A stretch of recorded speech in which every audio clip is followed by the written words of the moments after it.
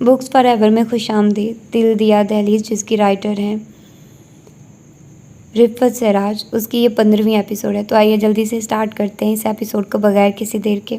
रात के 8 बज रहे थे। वो सब किसी पुरतजस्सुस ड्रामे की किस्त देखने में मसरूफ़ थी। गाहे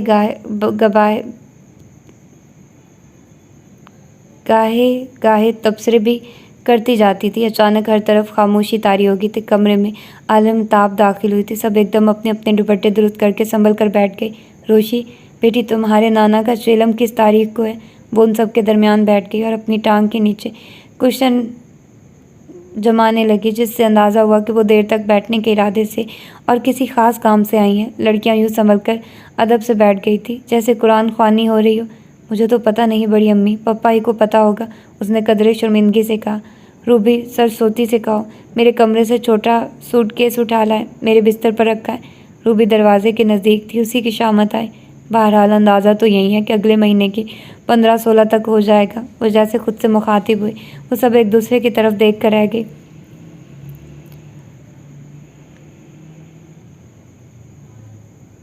रूबी वापस आकर बैठ गई थी। उसके बाद सरस्वती सूटकेस लेकर आ गई। इंशाल्लाह की बीवी कराची गई थी, मैंने उससे कुछ कामदार सूट मंगवाए थे और बहावलपुर से सुमैया भी कुछ गोटे के काम के सूट लाई थी।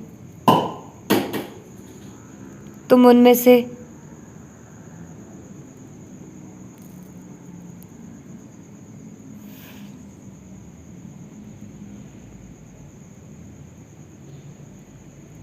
सूट लाई थी, तुम उनमें से पसंद कर लो, फिर सिलने को भी देना है और 100 बिखेरे होते हैं शादी के। उन्होंने सूटकेस खोलकर कपड़े निकाल कर उसके सामने डालना शुरू कर दिए। अंदाज़न कितने दिन रहते हैं रोशी की शादी में? लाली मुनमुनाई। आखिर हमने भी तो तैयारियां शुरू करना है। लगभग महीना तो लग ही जाएगा। पिंडी ले चलूँगी तुम्हें, उन्होंने तसल्ली दी और साथ कपड़े भी उलट पुलट किए। हम बाड़े नहीं जाएंगे बड़ी अम्मी, दिल भर गया है। बाहर का कपड़ा पहन कर इस्लामाबाद के किसी फैशन बुटीक से शॉपिंग करेंगे। हिना ने लब कुशाई की जुर्रत की। सब ने तायद भरी नज़रों से हिना की तरफ देखा। ठीक है, ये तो बाद की बात है, असल काम तो जहेज़ की तैयारी है।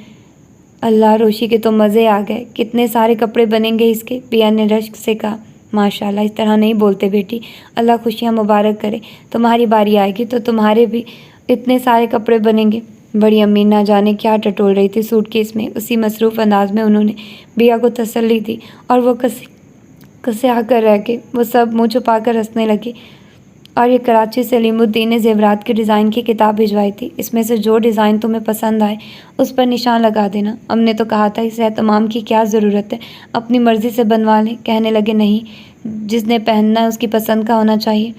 उन्होंने गोल्डन जिल्द की भारी सी किताब उसके सामने डाल दी।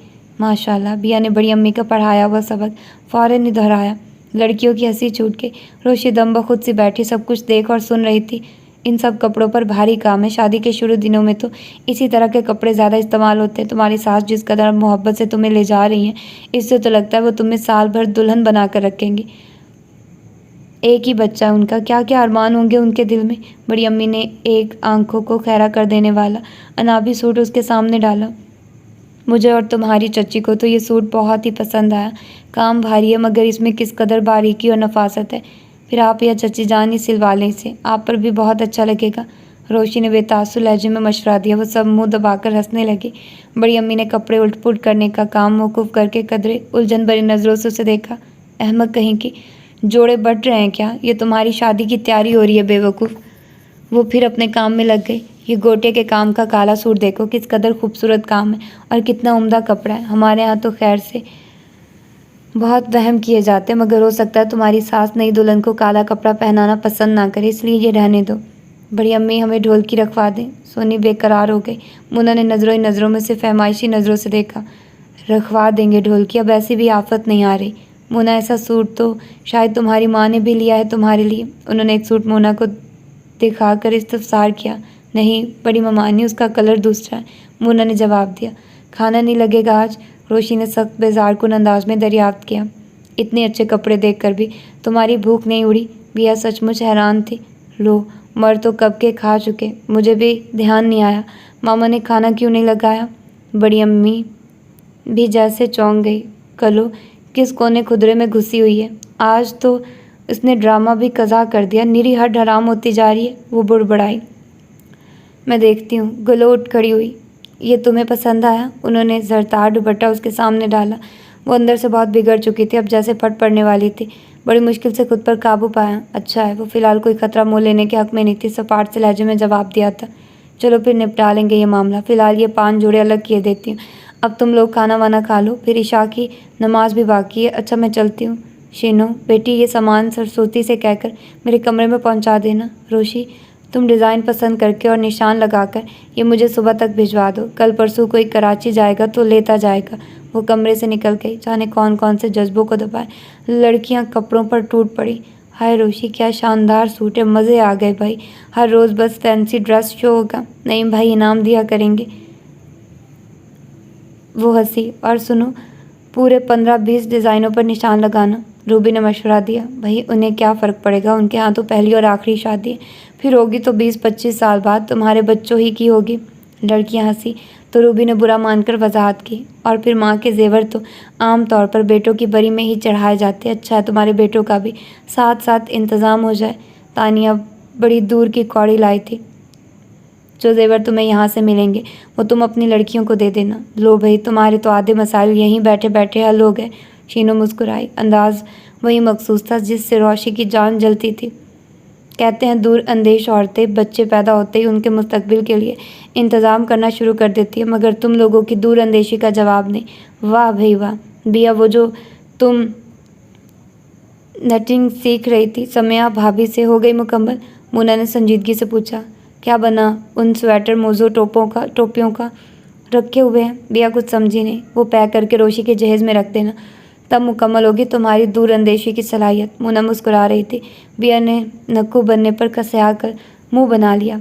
और हाँ रोशी, तुम्हारी मंगनी की अंगूठी कहाँ है? भाई पहन कर रखा करो, कोई सेर 2 सेर वज़न नहीं है उसका। मरियम ने उसके हाथ की तरफ देख कर कहा था। Shut up please all of you. वो वाकई खुद पर बहुत जब्त कर रही थी। वो सब हैरान परेशान से होकर उसकी शक्ल देखने लगी। ठीक ही तो है, इसे परेशान नहीं करो। कितने दिन की मेहमान है हमारे पास, नेचुरल सी फीलिंग्स है। इधर से उधर हो जाना इतना आसान भी नहीं होता। मोना ने आगे बढ़कर उसका सर अपने सीने से लगा लिया। उसका जी चाहा चीख चीख कर रो पड़े, मगर न जाने आज कहाँ से उसमें इतना जब्त का मादा सरायत कर गया था। वो पल के चपक कर आंसू रोकने की कोशिश करने लगी। रात 12:30 बजे के करीब तो वो हवेली पहुंचा था। सभी लोग अपने अपने कमरों में जा चुके थे, अकेली वहीं जाग रही थी। वो मामा को ये बताकर कि वो नहा धो कर आ रहा है, आप किचन ही में खाना लगाएं। फ़ौरन ही बाथरूम बंद हो गया था और अब किचन की तरफ बढ़ रहा था। भूख बहुत शिद्दत से लग रही थी और उसके साथ ही उसे तारीख हवेली में झूमर का ध्यान आ रहा था। पता नहीं बेचारी ने कुछ खाया भी होगा या नहीं, कुलबाज डॉक्टर के पास ले गया होगा या नहीं, पता नहीं उन्होंने खाई होगी कि नहीं। उसे हवेली की तारीकी और वीरानी याद करके झुरझुरी सी आ गई, जैसे अब तस्वुर भी नागवार गुजर रहा। खातून हमाकतों के सबसे अजीम पुल से गुजर रही हैं आजकल। वो तर्स खाकर बस यही सोच सकता था। वहाँ वो ठटक गया। बिलाशुबा सामने से रोशी ही आ रही थी। उसकी तमाम हसियात जाग पड़ी और एक शरीर मुस्कुराहट होंठों पर खेलने लगी। अस्सलाम वालेकुम। वो उसके नज़दीक आई तो बारी ने सलाम करने में पहल की। वो भी उसे दूर से देख चुकी थी। मूड क्योंकि बेहद ऑफ था या कोई मसलिहत और थी, वो उसे नज़रअंदाज करके गुजर रही थी। वालेकुम अस्सलाम, उसने रखाई से कहा और आगे बढ़ गई थी। उसका रुख किचन की सिमत था। बारी तेज़ कदम बढ़ाकर उसके बराबर में जा पहुंचा था। नाराज़ है, वो उसके बराबर चलने लगा। अगर हूँ तो मुतनक कर गोया हुई। अपना कसूर पूछ सकता हूँ? उसने निचला होंठ दांतों तले दबाकर मुस्कुराते हुए पूछा। बात नहीं करो मुझसे, वो बिगड़ कर बोली। ये जो आपका मिजाज है, इसके कितने मौसम हैं? वो छेड़ रहा था। 1,20,000 भी हों तो तुमसे मतलब? वो भड़क उठी। माशाल्लाह, अच्छा टर्न है। बिजनेसमैन से वाबस्ता होने का अमली सबूत। फिगर्स में जवाब आने लगे। वो हंस दिया। रोशी ने अपनी चाल में तेज़ी पैदा की और उससे पहले किचन में दाखिल हो गई। मामा बिली खाने के लिए बारी की मुंतज़िर थी। रोशी को दाखिल होते देखकर कदरे हैरान हुई। खान कहाँ है? कह रहे थे आ रहा हूँ। वो खुद कलामी के अंदाज में गोया हुई। रोशी ने जवाब देना ज़रूरी न समझा। मामा, नींद नहीं आ रही और सर में दर्द हो रहा है, कॉफ़ी बना दे? आप कमरे में चलिए, वहीं ले आती हूँ, मामा ने अदब से कहा। नहीं, यहीं दे दो, अब मैं फिर इतना लंबा सफ़र करूँ। वो एक कुर्सी पर ढह गई। बारी अंदर आ चुका था। आइए खान। मामा जल्दी जल्दी मेज़ पर खाने की चीज़ें रखने लगी। भाई मामा, जल्दी से मुझे कॉफ़ी दे दो पहले। रोशी ने बुरा सा मुँह बनाया। कॉफ़ी से तो और नींद उड़ जाती है, क्या आज सोने का इरादा नहीं है? बारी ने इस बार संजीदगी से उसे मुखातिब किया। वो खामोश बैठी अपने रंगीन नाखून घूरती रही। खान, सराय में तो सब खैरियत है ना? मामा ने इलेक्ट्रिक केटल का प्लग लगाया। पता नहीं। तो क्या आप सराय नहीं गए थे? मामा ने ताज्जुब से उसकी सूरत देखी। नहीं, काम मेरा कहीं और था। झूमर फिर नज़रों के सामने आ गई।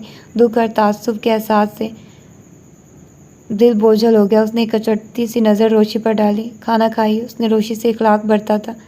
वो इस तरह खामोश रही और मामा को कॉफ़ी बनाते देखती रही। खान, खीरे का रायता भी है मगर फ्रिज में है। आप ठंडा दही नहीं खाते इसलिए पूछ रही हूँ। नहीं, बस ठीक है। उसने खाना शुरू कर दिया था। सारी रात जागकर क्या शुक्राने के नफल पड़ेंगी? वो मज़ीद खामोशी बर्दाश्त न कर सका।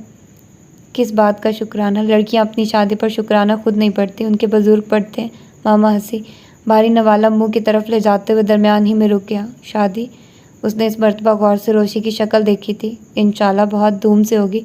अब ज़्यादा दिनों की बात नहीं रही। मामा के चेहरे पर खुशी नूर की तरह जम गई थी। भारी ने नवाला इस तरह मुंह में रखा जैसे कोई काम ज़बरदस्ती करते हैं या मजबूरन करते हैं। ये तो अच्छी खबर है। उसने बोतल से पानी ग्लास में अंडेला। बहुत अच्छी कही है खान। बड़े खान की बेटियों के बाद इस नस्ल की लड़कियों में पहली शादी है। बड़े बेड़े में बारात उतरेगी। वो निपे तुले हुए आलू के कुतले और केचप की बोतल बारी के सामने लाकर रख दी। यह तमाम शामी कबाबों के साथ था। थैंक यू मामा, बहुत अच्छे तरीके से खाना खिलाती हो। भारी ने गर्मजोशी से शुक्रिया अदा किया। हाँ, तो क्या कह रही थी? उसने चोर नज़रों से रोशी की तरफ देखते हुए पूछा। यहीं के बड़ी रौनक रहेगी। उसने तेज़ी से कॉफ़ी फेंटते हुए बड़ी सादगी से कहा। बड़ी बेगम कह रही थी, खाक कह रही थी, धूल कह रही थी। बंद करो मामा ये सब बातें, कॉफ़ी दो मुझे जल्दी। रोशी भड़क उठी। मामा सहम कर एकदम खामोश हो गई। क्यों बेचारी मामा को ऐसे कह रही हैं? इस बेचारी का क्या कसूर? भारी ने दबे दबे अंदाज में रोशी को टोका, जो उससे बहुत थोड़े फासले पर कुर्सी पर बैठी थी। तुम्हें तो अच्छी लगेगी ही। आधी आधी रात को बाहर से ऐश करके आते हो तो तुम्हें गर्म और ताज़ा पकवान पेश करती है। रोशी ने नफ़रत से नाक चढ़ाई। जो ऐश करके आते हैं वो घर भूखे नहीं आते। इत्लान अर्ज़ है। वो जाने क्यों मुस्कुरा दिया। मामा ने कॉफ़ी लाकर रोशी के सामने रखी। रोशी कुछ बोलने लगी थी, चुप हो गई। हाँ तो मामा क्या कह रही थी? भारी का लहजा नहायत शरीर था। तुम्हें मेरी शादी के मामले में इतनी दिलचस्पी क्यों है? वो कड़े तेवरों से उसे घूर रही थी। क्या नहीं होनी चाहिए? उसने बहुत धीमी आवाज़ और अजीब से लहजे में पूछा था। बिल्कुल नहीं होना चाहिए। रोशी का लहजा कतई था। भारी खामोशी से खाना खाने लगा और रोशी कॉफ़ी के सिप लेने लगी। मामा बाहर निकल गई थी। बारी ने बहुत जल्दी खाना ख़त्म कर लिया था। पानी पीकर वो हाथ धोने सिंक की तरफ बढ़ा। एक तो इस घर के बड़े भी झूठ बोलने लगे। पूरी हवेली में यही खबर बार बार नशर हो रही है कि तुम सराय में हो। जब तुम सराय नहीं गए थे तो फिर कहाँ गए थे? रोशी ने कप टेबल पर रखकर बहुत तहकमाना अंदाज में पूछा। मैं बेहद अच्छी जगह गया हुआ था, वहाँ बहुत मज़े में था। वो उस खंडर हवेली का तस्वुर करके मुस्कुरा दिया। खैर मज़े में तो आप भी थी। टूर कैसा रहा? वो बाहर निकलने के इरादे से दरवाजे की तरफ बढ़ रहा था। जब तुम हवेली से दूर चले जाते हो तो क्या तुम्हें हवेली याद नहीं आती? रोशी के अंदाज में इस मर्तबा कदरे नरमी थी। भारी ने एक लहजे को नज़र उठाकर उसकी सिम देखा। यानी आपका मतलब है हवेली के कमरे, दालान, बाग, गोल कमरे, पैसेज, स्टेप्स? वो अनजान बनकर बड़ी सादगी से सवाल कर रहा था। हाँ, यहाँ के गधे, घोड़े, खच्चर, बिल्लियाँ, कुत्ते, मुर्गियाँ। रोशी ने दांत पीसते और कप दूर खड़ी हुई। भारी ने बामुश्किल अपनी मुस्कुराहट जब्त की और बाहर निकल गया। पता नहीं किस हिसाब में मुझे इतना सताता है। जाने की उसकी आंखें भीगने लगी। वो काफ़ी देर कमरे में टहल टहल कर घड़ी देखती रही। फिर जैसे किसी फैसले पर पहुंचकर कमरे से बाहर आ गई। अब उसका रुख हॉल कमरे की तरफ था। हॉल कमरे में पहुंचकर लाइट जलाई और बहुत आहिस्तगी से टेलीफोन सेट की तरफ बढ़ी। रिसीवर उठाकर कान से लगाया और हथेली पर लिखा नंबर गौर से देखने लगी। काफ़ी देर गौर से देखती रही जैसे हिफ्ज कर रही हो। फिर 0 से कोई नंबर डायल किया। उसका मतलब था बाहर का कोई नंबर मिला रही है। रात के 1:45 बज रहे थे। उसने नंबर डायल कर लिया था। दूसरी तरफ बेल हो रही थी। साथ वो दरवाजे की तरफ भी देख रही थी। छठी बेल पर दूसरी तरफ से रिसीवर उठा लिया गया था और नींद में भरी मर्दाना आवाज़ समाज से टकराई थी। हेलो। उसने गला साफ करने के लिए ज़रा सा खनखारना मुनासिब समझा। मिस्टर नईम से बात हो सकती है? उसकी आवाज़ बहुत धीमी थी। आप प्लीज़ इस चक्कर में ना पड़े कि मैं कौन हूँ। मुमकिन है तो नईम साहब से बात करा दें। जी, मुझे सिर्फ मिस्टर नईम से बात करना। मैं उससे ज़्यादा ऊंचा नहीं बोल सकती। अलबत्ता मिस्टर नईम की तरफ कोई पाबंदी नहीं है। वो जलकर बोली थी। माँ उसने खटाक से रिसीवर रख दिया। दरवाजे के बीचों बीच बारी खड़ा हुआ था और ख़ास उसे देख रहा था। रोशी नज़रें झुकाए माथे पर लातादाद बल डाले खामोश बैठी रह गई थी। सॉरी, मैं ऊपर जा रहा था, हॉल कमरे की लाइट जली देखी, ऑफ करने के ख्याल से आ गया था। उसके माजरत ख्वाना अंदाज से जाहिर था कि उसने कुछ सुन लिया है। आपको दरवाज़ा बंद कर लेना चाहिए था। वो वापसी के इरादे से पलटा। मुझे क्या कर लेना चाहिए और क्या नहीं, तुम्हारे मुफीद मशवरों की ज़रूरत नहीं, वो जैसे चटक कर बोली। बारी ने उस पर सिर्फ एक निगाह डालने पर इत्तफाक किया और कदम बढ़ा दिए। बारी, जाने की उसने आवाज़ दे डाली। जी। वो रुक गया। सफ़ेद कुर्ते पजामे में मलबूस नींद का तासुर देती आंखें, मगर चेहरा साफ स्लेट। वो दोनों बाजू सीने पर लपेटे मुंतज़िर खड़ा था। वो बात यह कि वो बोलते बोलते रुक गई। जी। वो उसके नज़दीक चला आया। मगर तुम्हें क्या? उसने सर झटक कर जैसे फ़ैसला बदल दिया। नहीं नहीं, आप कहिए, शायद मुझे कुछ हो। रोशी ने चौंक कर नज़रें उठाई। वो अपने मखसूस अंदाज में मुस्कुरा रहा था। कुछ नहीं, जाओ तुम। और हाँ सुनो, अगर मैं मर जाऊँ तो मेरे जनाजे को कंधा मत देना, बिकॉज आई हेट यू। उसके हर हर्फ से आंच आ रही थी। जी बेहतर, वैसे अंदाज़ा है कि रश बहुत होगा। मेरा नंबर शायद ही आए। वो बदस्तूर मुस्कुरा रहा था। आप बेफिक्र रहिए। रोशी का जी चाहा कि उसे गोली मार दे। मैं जा रहा हूँ, आप अपना काम कर लें, गुस्सा खुद ब खुद ख़त्म हो जाएगा। बेहतर होगा कि अंदर से दरवाज़ा बंद कर ले। ये कहकर वो तेज़ी से उस रास्ते की तरफ बढ़ गया जो उसके कमरे को जाता था। न जाने क्यों उसकी आंखों में आंसू झलमलाने लगे। उसने लाइट बंद की और बाहर आ गई। उसके कदम अपनी ख्वाबगाह के बजाय हवेली के पिछले हिस्से की तरफ थे। आहिस्ता आहिस्ता उसके सारे डर ख़त्म हो रहे थे।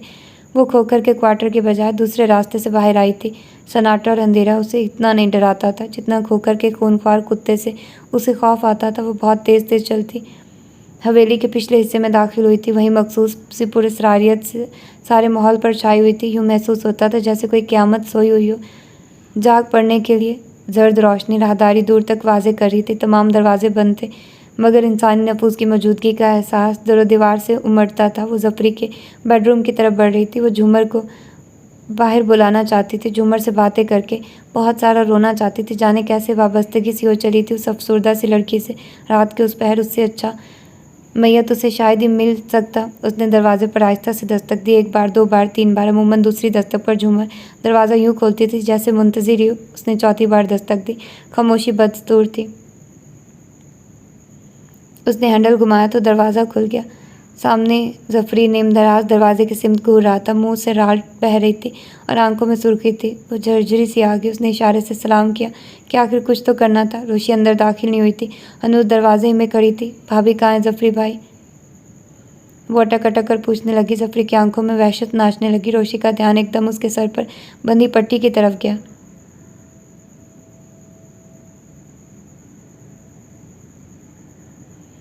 आपके सर में क्या हुआ जफरी भाई? उसने फिर डरते डरते पूछा। जफरी के मुंह से अजीबोगरीब आवाज़ें निकलने लगी जिनमें से उसने एक लफ्ज़ पानी समझा था। उसे बेअंदाज तरस आ गया। हालांकि पानी जफरी के बिल्कुल करीब ही मौजूद था, मगर वो जज्बा हमदर्दी से चूर नज़दीक आई। पानी का गिलास उठाकर उसको थमाने की बजाय होंठों से लगा दिया और जैसे उसकी रूह उसके पिंजरे में फड़फड़ाने लगी। जफरी ने उसके दोनों हाथ अपनी मजबूत गिरफ्त में ले लिया तो उसने बामुश्किल अपनी चीख पर काबू पाया। ये आप क्या कर रहे हैं जफरी भाई? प्लीज़ छोड़िए, छोड़ दे मुझे। उसका खून खुश्क होने लगा। प्लीज़ जफरी भाई, क्या हो गया आप? उसने ज़ोर से झूमर को आवाज़ दी। जफरी भाई के अलग से अजीबोगरीब आवाज़ें निकलने लगी। रोशी पूरी जद्दोजहद कर रही थी, मगर जैसे जफरी की हैवानी पूरी तरह जागी हुई थी। लगता ही नहीं था कि उसके हाथ किसी इंसानी गिरफ्त में, यूँ जैसे वो किसी दरिंदे की गिरफ्त में आ गई। उसी कशमकश में उसका दुपट्टा पलंग से नीचे गिर पड़ा। जफरी के अलग से बेहंगम सी आवाज़ें निकल रही थी जिनसे माहौल और ज़्यादा भयानक महसूस हो रहा था। रोशी ने एक लहज़े को जफरी का चेहरा देखा। बेहद खूबसूरत चेहरा यकायक डरावना हो गया था। भाभी, भाभी कहाँ हैं आप? उसकी आवाज़ कँपकँपा रही थी। जफरी भाई देखिए, या अल्लाह, टांगे बेकार होने पर इतनी ताकत है। उसने जफरी की कलाई पर दांत गाड़ दी, मगर जैसे उस पर कोई असर नहीं हुआ। गोया उसकी आवाज़ साथ छोड़े हुए थे। पर आखिर उसने अपनी इंतहाई कुव्वत सर्फ की, जिसके नतीजे में जफरी बेड से नीचे गिर पड़ा। गिरने के साथ ही शायद बेड का कोना उसके सर पर लगा था या कोई और वजह थी। रोशी का दुपट्टा उसके भारी भरकम वजूद के नीचे दब गया था। रोशी का तो उसकी तरफ ध्यान ही नहीं आया था। उसने चंद सानिये बस बेसुध से जफरी को देखा था और सर पर दौड़ ली थी। किचन के करीब पहुंचकर उसने ज़रा दम लिया। गहरे गहरे सांस लेते हुए चंद मिनट बेशतर की सूरत हाल पर गौर करने लगी। माँ जफरी का बेहोश वजूद नज़रों के सामने आ गया। ओ मेरे खुदा, कहीं मर वर तो नहीं गए? और ये भाभी कहाँ गई हुई हैं? सर तो उनका पहले ही ज़ख्मी है। क्या करूँ? अगर उन्हें कुछ हो गया? नहीं, क्या दौरा पड़ा था? ऐसे पड़ता है उन्हें दौरा। मगर अब मैं क्या करूँ? किसको बताऊँ कि ज़फ़री बेहोश पड़ा है? जिसको कहूँगी वो पहले मुझसे ही पूछेगा मैं इतनी रात को क्यों वहाँ गई थी। बड़ी अम्मी तो मुझे कच्चा चबा जाएंगी। एक तो हुक्का मधुली, दूसरे लाडला। वो दीवार से टेक लगाए गहरे गहरे सांस लेते हुए मुसलसल सोच रही थी। तान फिर इस जालिम पर जाकर टूटती है। वो किसी फैसले पर पहुंचकर तेजी से बारी के कमरे की तरफ बढ़ी थी। दरवाज़ा पीट डालना चाहती थी मगर अक्का के कमरे पर नज़र पड़ते ही मोहतात हो गई और बहुत एहतियात से दस्तक देना शुरू की। वो गालबन बहुत गहरी नींद सो चुका था। उसने बेबसी के अंदाज में दरवाजे को घूरा और जैसे अल्लाह का नाम लेकर ज़ोर से एक हाथ मारा और साथ ही अक्का के बेडरूम की तरफ भी देखा। अभी नज़रें मोड़ी थी कि बारी ने दरवाज़ा खोल दिया। गहरे सुरमई शलवार सूट में मलबूस नींद भरी आंखों से वो उसे देख रहा था, यूं जैसे बसारत का धोखा समझ रहा हो। भारी मेरे साथ चलो, वक्त से सारी नींद हवा होगी। जी। बगैर दुपट्टे बेतरतीब बाल, दाएं कंधे पर आस्तीन उधरी हुई। ओह, तो वाकई आप ही हैं। यूं भी जिंदा इंसानों के भूत नहीं होते। सुना है, खैर फरमाइए, किधर चलने का इरादा है? वो उसकी तरफ से जैसे हर तरह का हैरान को नरकत की तवक्को करता था। भला की रसानियत थी उसके अंदाज में। वहाँ ज़फ़री भाई के बेडरूम में, उसने जल्दी से कहा। भारी बुरी तरह चौंक पड़ा। झूमर हवेली में नहीं है, ये वहाँ क्यों गई थी? वो भी उस वक्त की रात ढल रही थी।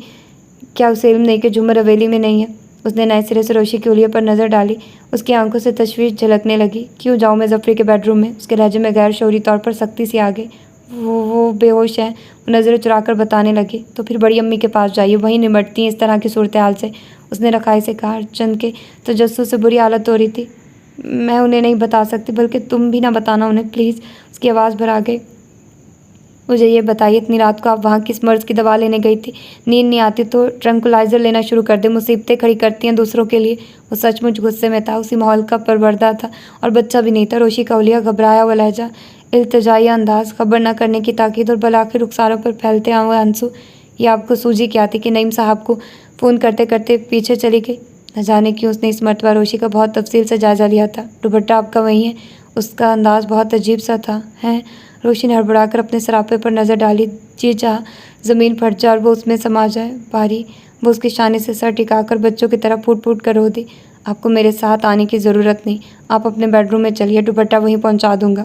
उसने आहिस्ती से रोती हुई रोशी को खुद से अलग किया। गिरबान के बटन बंद करता हुआ आगे बढ़ गया। रोशी ने हथेलियों से आंखें रगड़ी और आहिस्ता कदमों से अपने कमरे की तरफ चल पड़ा। सूं सूं करते कमरे में पहुंचकर उसने सबसे पहले आईने में खुद को देखा। दिल सख्त से रह गया। शाने से आस्तीन से उसका सफ़ेद बाजू थोड़ा सा झांक रहा था। अब उसने खुद को बारीकी नज़र से देखा। एक बोझ सा था। क्या सोच रहा होगा मेरा हुलिया देखकर? मलालो खजालत से उसकी बुरी हालत हो गई।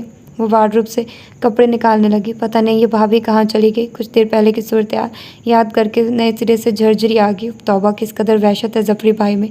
बेचारी भाभी, मगर वो तो बीवी हैं, बहन हूँ। मैं तो बहन हूँ। लाहौला वला कुव्वता, वो तो अब नॉर्मल है। उन्हें क्या पहचान रिश्तों की। या अल्लाह, मेरी तौबा, जो कभी मैं उधर जाऊँ। उसने दहल कर कानों को हाथ लगाया।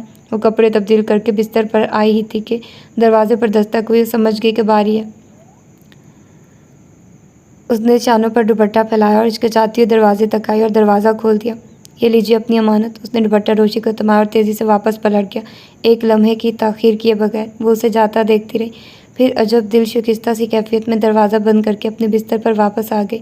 नींद का दूर दूर तक नामो निशान नहीं था। उस करवट, कभी औंधी कभी सीधी, हर तरह के जतन उसने कर डाले थे। कैसा अजीब हुलिया हो रहा था। क्या सोच रहा होगा बारी? क्या कुछ उसके जहन में आ रहा होगा? तरह तरह के वसवसों ने उसकी जान हलकान कर रखी थी। बोलना और पूछना तो उसकी लुगत में शामिल ही नहीं है। क्या हो गया? भाभी किधर गायब हो गई? सब कुछ उनकी वजह से हुआ। इतनी रात को कहाँ निकल गई? उसने अपने हाथ दबाना शुरू कर दिए इतने वहशियाना अंदाज में। ज़फ़री ने उसकी कलाइयाँ दबोची थी कि अभी तक दर्द हो रहा था। वो कलाइयाँ दबाती रही, सोचती रही, यहाँ तक कि दरिया बस्ती की इकलौती मस्जिद से अजान की आवाज़ आने लगी। बालू पसीने पसीने हो रही थी। दो दो हांडियों चूल्हों पर धरी थी। किसी में खुदबुद, किसी में चुनन मनन हो रही थी। तेज़ी से हरी मिर्चें भी काटती जाती थी और हांडी में चम्मच भी चलाती जाती थी। गर्मी जिस्म पर कम और दिमाग पर ज़्यादा चढ़ रही थी। एक दाल में आटा भी सना रखा था जिसे अभी गूंदना था। अच्छा भाभी, खुदा हाफिज़। चम्मच हाथ से छूटते छूटते बचा। उसने खिड़की के पट पर लटकता दुपट्टा खींचा और मुड़कर दरवाजे की तरफ देखा। स्याह पैंट, हाफ वाइट शर्ट और हाथ में ब्राउन चर्मी बैग था। मैं आरिफ अलविदा कह रहा था। अभी तो दिल ही दिल में वो उसे जी भरकर बुला भरा कहकर फारिग हुई थी। आप कहाँ जा रहे हैं? उसके मुँह से बेसाख्ता निकला। कहीं ना कहीं तो जाएंगे ही, मैं ज़रा जल्दी में हूँ। ऐसा ना हो खान आ जाए और फिर मुझे रोक ले। खुदा हाफिज़। सुनिए तो, आप इस तरह नहीं जा सकते, आप फिक्र ना करें। और यूँ भी अब मैं बहुत बेहतर महसूस कर रहा हूँ। देखिए ठीक ठाक दिखाई नहीं दे रहा। वो तनकर एकदम सीधा हो गया। उसका कद खासा दराज था। बालू को सर उठाकर देखना पड़ा। उसने पहली मर्तबा आरिफ का कदरे बशाश चेहरा देखा था। ताज़ा शेव की नीलाहटों का अक्स वाज़ेह था। मूछें नहायत नफासत से तराशी हुई थी। स्याह घूर आंखों में चमक आ गई थी। बालों का स्टाइल बहुत नफीस और पुरवकार था।